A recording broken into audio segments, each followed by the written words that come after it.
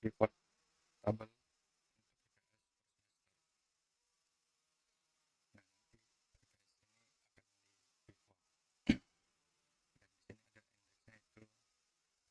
Kolom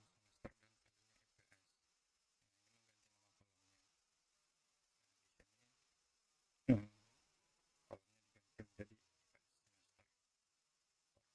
menjadi kolom. Nah, yang terakhir assign index agar ini menjadi kolom biasa.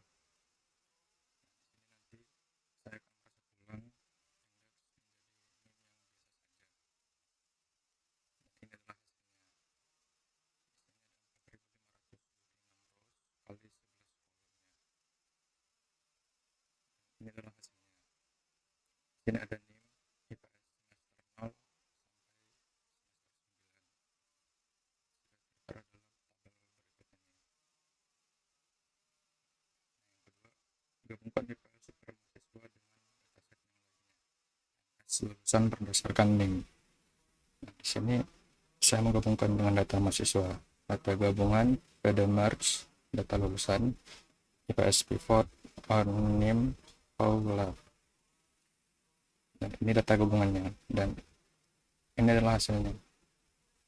Di sini ada NIM, prodi, predikat, tanggal lulus, tanggal masuk, status masuk, jenis kelamin, tahun lahir, status pegawai, dan di sini juga ada IPS semester 0 sampai semester 9 tadi. Jadi ini gabungan antara data yang mahasiswa tersebut, dalam artian data mahasiswanya itu ada NIM, prodi, predikat, tanggal lulus, tanggal masuk, status masuk, jenis kelamin, dan lain-lain. Dan di sini ada IPS semester 0 sampai IPS semester 9. Hilangkan mahasiswa pindahan. Jika ada data mahasiswa yang ada predikat pindahan, maka kalau di sini itu akan dihilangkan. Nah, yang dihilangkan adalah status masuknya. Jadi di sini kita melihat dulu apakah ada mahasiswa yang pindah. Jadi ketika ada mahasiswa yang pindah dari NIM berapa, maka itu status masuknya adalah pindahan. Nah, di sini saya akan menghapus dan menjadikannya null semua. Standarisasi format, tanggal, dan jenis kelamin untuk analisis lebih lanjut. Di sini saya menambahkan kolom durasi studinya, durasi studi hari dengan tanggal lulus dan tanggal masuk. Dan di sini ada data gabungan, yaitu jenis kelamin, tanggal lulus, dan tanggal masuk. Dan di sini yang saya kasih itu dulu 0 adalah laki-laki dan 1 adalah perempuan. Dan tanggal lulus datanya yaitu data gabungan tanggal lulus, dan tanggal masuk datanya itu tanggal masuk. Dan untuk ini hasilnya seperti ini. Dan selanjutnya saya menentukan apakah lulus tepat waktu atau tidaknya. Di sini saya akan memproses dalam coding ini. Data gabungan itu melihat data waktunya tepat atau tidaknya. Nah, saya mencari durasi studi tahun beserta, maksud saya di sini saya mencari durasi studi tahun kurang lebih 5.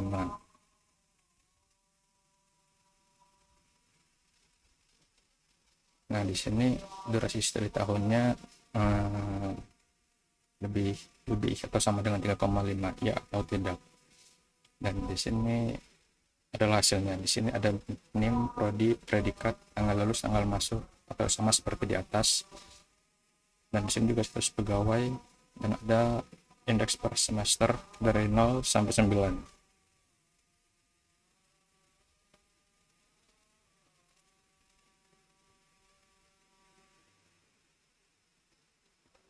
Jadi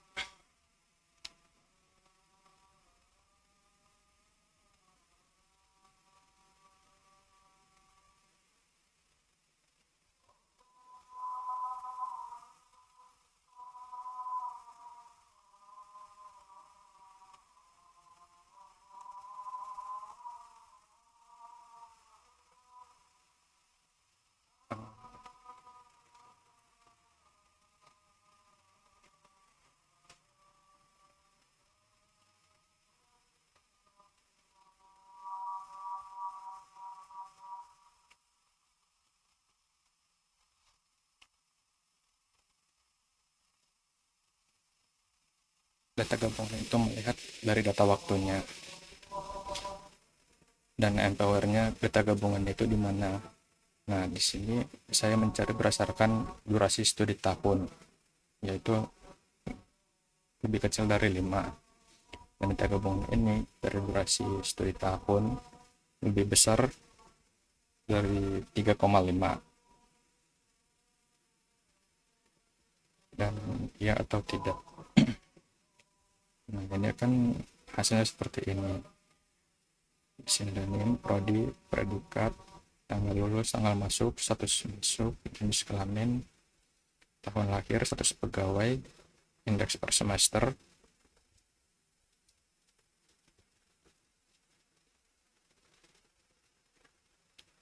Nah, di sini ada studi tahun.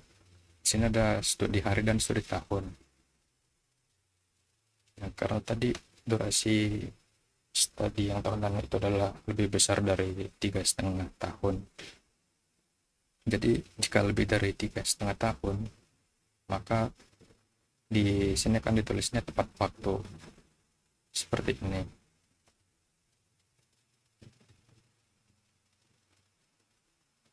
Dan di sini 2,9 tahun menyatakan tidak tepat waktu. Dan jika lebih dari 3,5 seperti 3,8, tadi akan dinyatakan lulus dengan tepat waktu. Mengatur urutan kolom sesuai tabel soal. Nah, karena dalam soal itu harus diurutkan, yang seperti soal di BOC, maka saya akan mengatur kolomnya seperti itu. Mengisi kolom IPS yang mungkin tidak ada di data IPS per semester. Ini saya akan tambahkan, atau mengisi kolom IPS yang tidak ada IPS-nya agar tidak kosong nilainya. Seperti ini bisa dilihat ada NIM semester 1 sampai semester 8, dan ada jenis kelamin, predikat, tahun lahir, status, durasi, dan waktu. Di sini saya sudah mengubah jenis kelamin menjadi perempuan dan laki-laki, dan tidak 0 atau 1 lagi.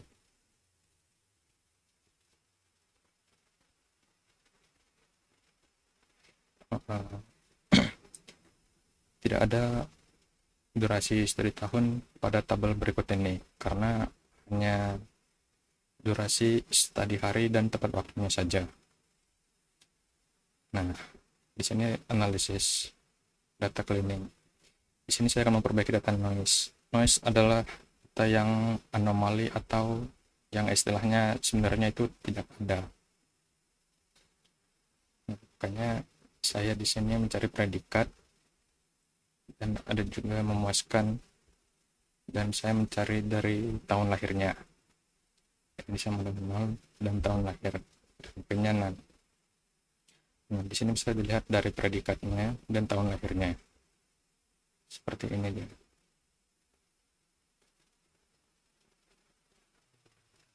Di sini sangat memuaskan dan ini ada 6. Dan selanjutnya mendeteksi outlier menggunakan EQR. Kenapa saya menggunakan ini? Karena lebih memudahkan untuk mencari outliernya. Di sini saya menggunakan outlier durasi study hari, dan hasilnya seperti ini. Dan ini juga durasi studi hari juga, dan benchmark ke 15 dan kodenya false. Nah, hasilnya seperti ini, dan durasi study harinya seperti itu. Dan di sini ada durasi study per hari describe-nya. Count min, STD min 25%, 50%, 75%, dan maksimalnya 2588. Seperti itu. Nilai di mana 20% data berada di bawah nilai ini. Nilai di mana 75% data berada di bawah nilai ini. Nah, ini saya menggunakan durasi studi harinya. EQR-nya Q3 dan Q1. Dan di sini hasilnya 109. Terus juga ada atau batas bawah dan batas atas.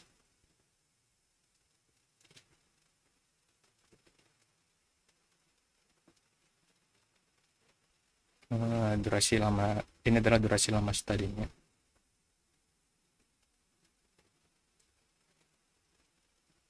Dan batas bawahnya itu 1284 dan batas atasnya 1720. Atau batas bawah itu bisa disebut minimal dan batas atas itu disebut maksimalnya. Untuk selanjutnya mendapatkan data outlier untuk batas bawah dan mendapatkan data outlier untuk batas atasnya. Dan di sini terlihat durasi study harinya lebih kecil batas bawah, durasi study harinya lebih besar batas atasnya. Menampilkan data outliernya seperti yang kita lihat. Ini adalah data outliernya. Kita lihat di durasi studi harinya. Di sini terlihat bahwa 2551 itu tidak masuk ke kategori tepat waktu. Jadi hasilnya itu tidak tepat waktu. Karena di sini sudah saya atur durasi batas bawahnya lebih besar daripada batas atasnya, atau batas atasnya lebih kecil. Makanya ketika di durasi studi hari ini tepat waktunya, kenapa tidak? Karena ya diambang dari batas bawah dan batas atasnya. Menganalisis missing value dan penanganannya. Di sini saya menampilkan data yang memiliki nilai NaN dan missing value-nya. Di sini sudah tertera ada NIM, IPS semester 1 sampai semester 8, dan isinya ini NaN semua. Di sini saya menampilkan nilai NaN-nya semua. Dan ternyata di nilai 56 dan tas selanjutnya itu hasilnya adalah NaN. Dan misalnya 56 tadi sampai 505 itu adalah hasilnya NaN semua, karena saya mencari nilai yang NaN itu.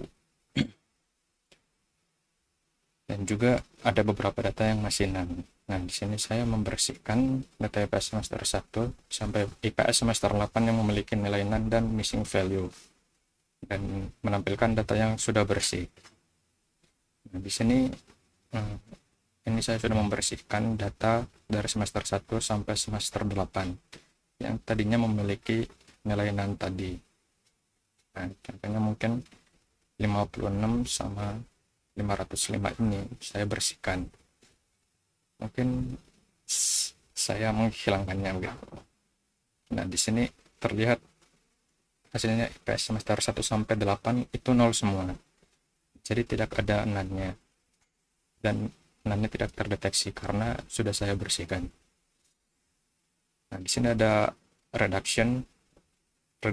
Reduksi telah dilakukan pada sel 5 dengan cara melakukan group by pada kolom name. Identifikasi patterns. Identifikasi pola atau tren pada IPS semester 1 sampai IPS semester 8 terhadap lulus, tidak, atau tepat waktunya. Nah, di sini saya memakai tepat waktu numerik dan tepat waktu. Nah, jika lambda x1 atau if-nya iya dan else-nya 0, maka ini ada korelasinya. Korelasinya itu tepat waktu numerik ditambah IPS semester I for I in range 1 sampai 9 core. Lalu tampilkan dalam bentuk grafik. Nah, di sini saya sudah menampilkan grafiknya. Tepat waktu numeriknya ada di atas, dan ini adalah IPS dari semester 1 sampai 8, terlihat semua di sini hasilnya. Dan di sini juga ada angka-angkanya.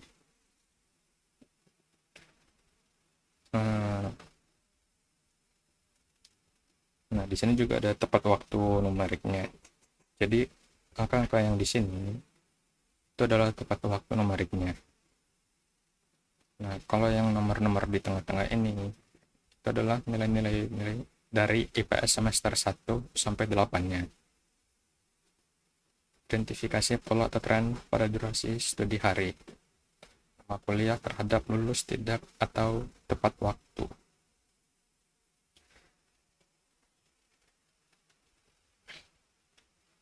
Di sini saya memakai tepat waktu numerik juga dan tepat waktu. Lambdanya itu ya adalah x sama dengan 1, x dibagi 1, if x sama dengan ya, else no. Korelasinya tepat waktu numerik ditambah durasi studi hari core, lalu tampilkan dalam bentuk grafik. Nah, di sini sudah terlihat grafiknya, dan di sini ada tepat waktu numerik. Dan korelasinya itu tepat waktu numerik ditambah durasi studi harinya. Di sini durasi studi hari dengan tepat waktu numerik. Mungkin dalam tepat waktu numerik itu biasa di nomor 1 atau ya di berwarna krim ini, atau durasi studi, dan biasanya durasi studi hari itu yang berwarna hitam. Di sini juga ada poin-poin angkanya. Nah, identifikasi pola atau tren pada IPS semester 1 sampai IPS semester 8 terhadap lamanya kuliah. Di sini korelasinya menggunakan durasi studi hari ditambah IPS semester I for I in range 1 sampai 9 core. Lalu tampilkan dalam bentuk grafik. Di sini saya sudah menampilkan grafiknya. Durasi studi harinya dari IPS semester 1 sampai IPS semester 8 sudah terlihat jelas di sini. Dan di sini ada angka poin-poinnya. Dan durasi studi hari itu di tabel yang berwarna hitam ini, dan IPS semester 1 ini berwarna yang seperti ini.